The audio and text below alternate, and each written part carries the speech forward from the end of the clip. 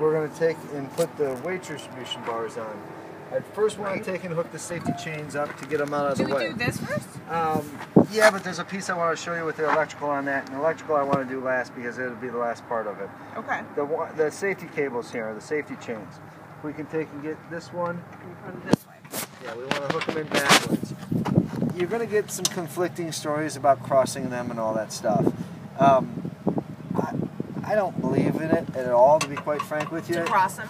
If it's gonna, the only reason why I would cross them is because we're dealing with unequal lengths or distances, or they're too long and stuff like that. Is it better to have them exactly equal? Well, and if you look at it, these just loop back through there. So equalizing them is just by moving the chain back and forth here. So really, the weight would equalize it anyway. Exactly. Yeah.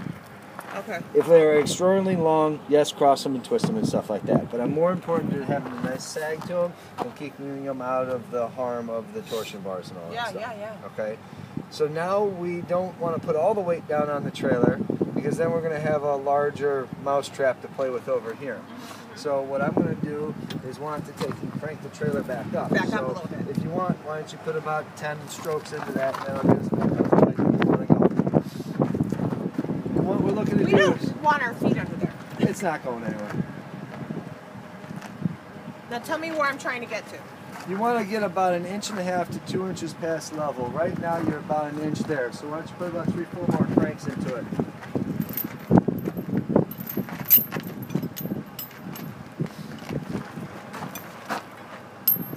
So I think we're good. You can kind of look at the rear of the truck and see how the rear of the truck's all perched up and jacked up.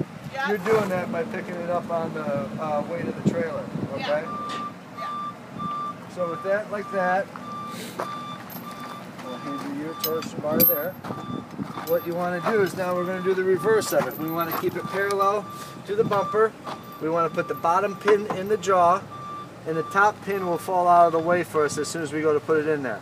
Out the front like I got it, alright? And the top has always got the sticker on it and the chain on it. And then we just rock it in place. And if you notice, nope, you got to go back over there.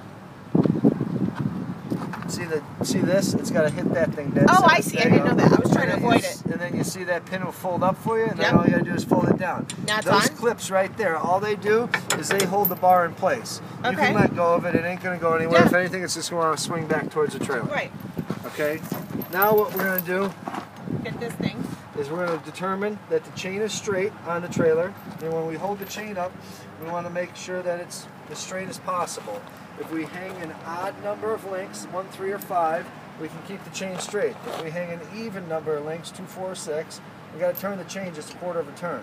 You want to make sure what's done on this side is done exactly to this side over there too. By making a difference in the chain or twisting it, it's going to make one side do more work than the other, and list or drive the truck a little differently. Okay, so wait, I'm going to come over and watch what you do, then I'm going to try to do everything like this. Oh. I'm going to say that we need to be into this link right here, which means we're going to hang 4 links. An odd, an even number, I got to twist the chain just a little bit.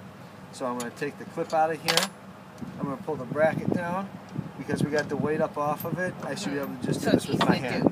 If we had the weight down on it, you wouldn't be able to do that. So you don't want any give here? No, we're going to have slop in it now, but as soon as we get the weight down back on it, we should be fine. Okay. You go to put the horses on it, we may pick up to the next link.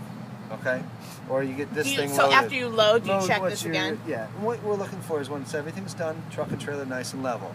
And we don't want them sagging. This is like a set of wheelbarrow handles. As we pick up on the chain links, we're picking up on the wheelbarrow, and we're displacing the load to the front axle of the trailer. Okay. Instead of it all being sitting right down here on it, it's actually picking up on this. Let's say there's 1,000 pounds here. When you get all done and you're going to drop 1,000 pounds down on it. By the time the bars get done and you have this set up properly, about 450 to 500 pounds here, and 600 to 550 to 500 pounds is up on the front axle. Right. And it plants that front into the axles into the ground properly, and allows you to be able to maneuver and stop and steer the truck within the type of command that you need to have. Sure. Within that, now you notice we were sitting there talking, the thing didn't jump out at me. There's no weight on it. No, there's no weight on it. If we're doing this and we don't have this up on the jack, which, you know. Do people do that? Oh yeah. And then and the thing snaps up in there. Sounds like a lot of work. Yeah, it's really not worth it. I'll let you go over to the other side.